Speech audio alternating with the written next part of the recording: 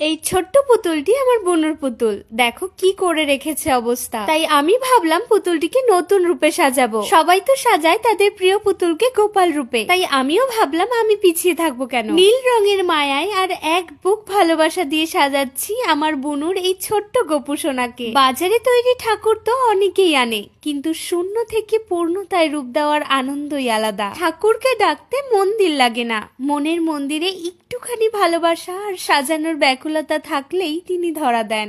যখন গপুকে গয়না পরাচ্ছিলাম তখন মনে হচ্ছিল যেন আমি এক টুকরো স্বর্গকে নিজের হাতে গড়ে তুলছি। পুতুলটিকে পুরো নীল কালার করে হাতে পায়ে আলতা পরিয়ে কলকা এঁকে ধুতিও পরিয়ে ফেললাম। তোমরাও যদি চাও তাহলে এরকম পুতুল দিয়ে গপু বানিয়ে নিতে পারো। বুনুর এই গপুকে সাজিয়ে আমার তো খুব পছন্দ হয়েছে। তোমাদের কেমন লাগলো জানিও কিন্তু।